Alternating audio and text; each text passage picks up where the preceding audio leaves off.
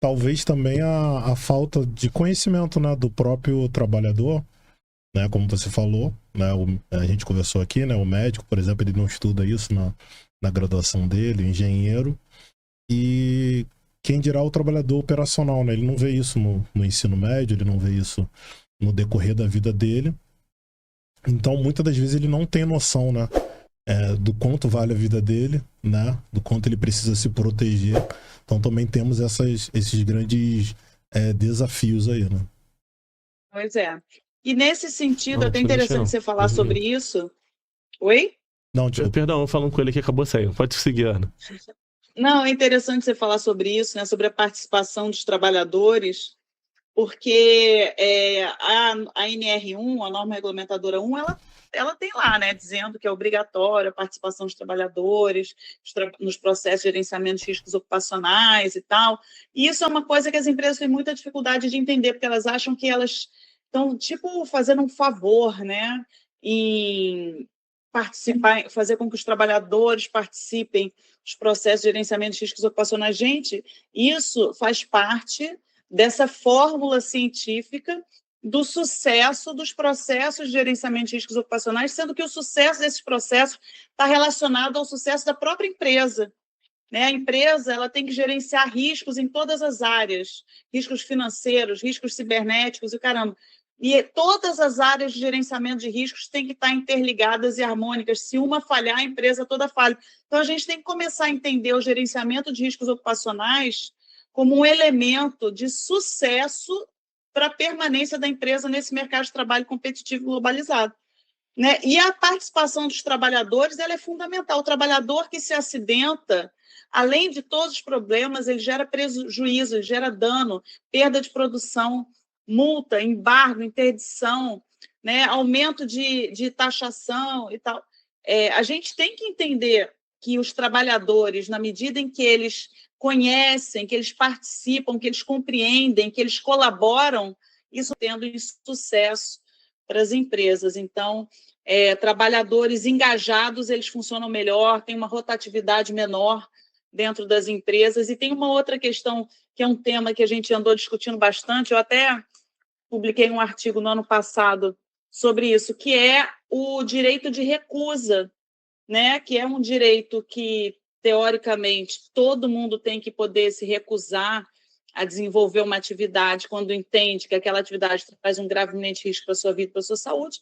Mas como é que você vai saber que aquilo traz, que aquilo está te ameaçando, se você não tem noção e participação nos processos, não sabe o que está acontecendo? Né? Então, é muita coisa envolvida quando a gente fala de realmente promover essa cultura prevencionista, trazer informações sobre os riscos para todas as pessoas envolvidas. E ninguém disse que era fácil, né? Mas a gente tem que realmente entender o que a gente pode fazer para melhorar o resultado disso aí. Ana, você falou sobre questão de cultura, né, que teve na Itália e tudo mais. Eu observo muito isso também em filme. Por exemplo, o próprio Estados Unidos, que é um país que não tem tantas leis, né, de proteção e tudo mais, mas tu vendo em filme, eu posso reparar bastante isso. Eles já tratam um operador. E você vê que tá sempre aquela preocupação do óculos, de um capacete. Às vezes um serviço ali em casa mesmo, você vê que tem esse hábito. Quem também frequenta esses países, tu vê que tem esse pensamento mais voltado à prevenção. E no Brasil aqui, se você não tiver uma fiscalização, até mesmo em grandes empresas, você vê que não acontece. É um país que depende muito da atuação de profissionais como você. Ao longo desses anos, Ana, você sente que está precisando de mais auditores? O quadro hoje para auditar as empresas é o suficiente? Porque a gente sente muito isso, que o trabalhador, às vezes, ele entende seu direito, ele quer pôr ele em prática, mas se não tiver ali uma fiscalização, o poder mesmo do Estado atuando, as empresas acabam ignorando.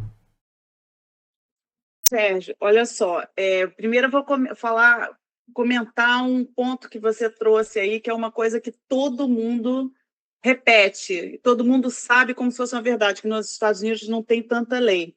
Não é assim, isso na verdade não é verdadeiro.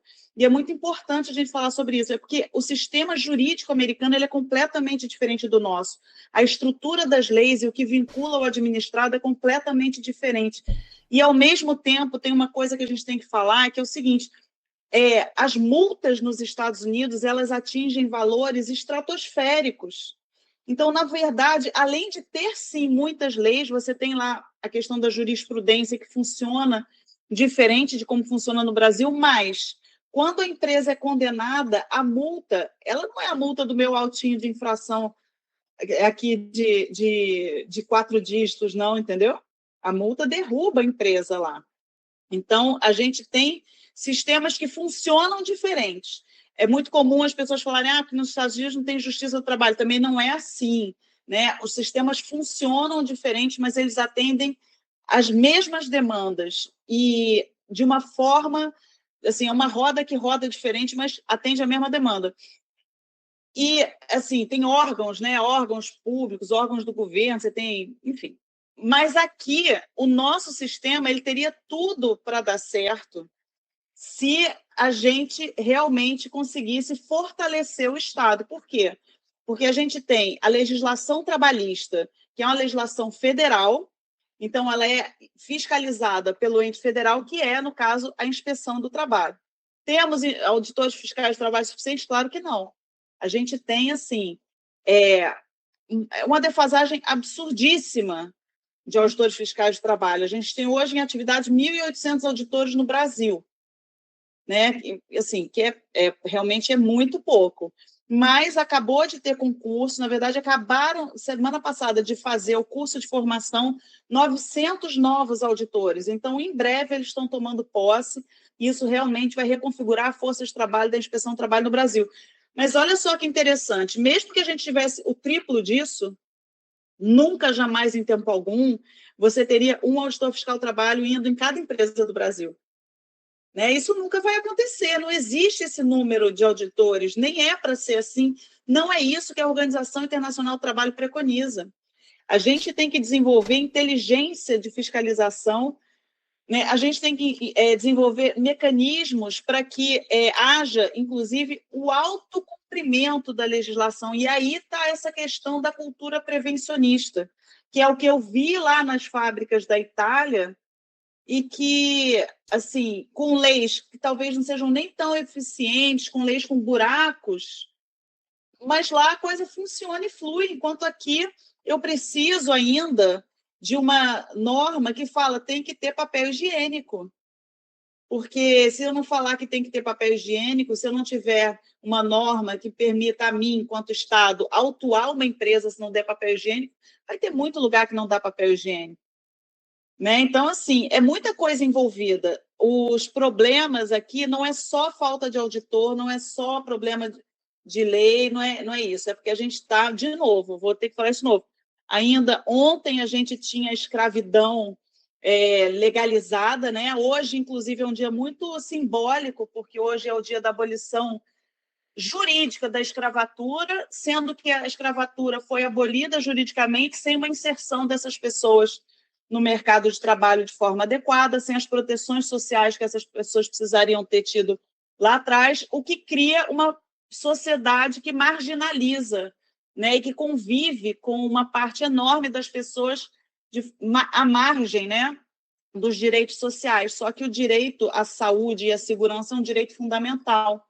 E ninguém pode abrir mão desse direito ou não gozar desse direito, o que não é a verdade, porque a gente olha em volta, né?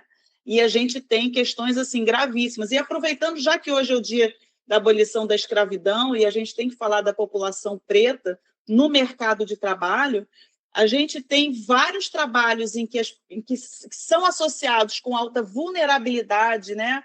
Com precarização do trabalho, que são ocupados prioritariamente por pessoas pretas. É o quê? Eu estou falando de reflexo lá, né, do dia 13 de abril, lá de 300 anos atrás.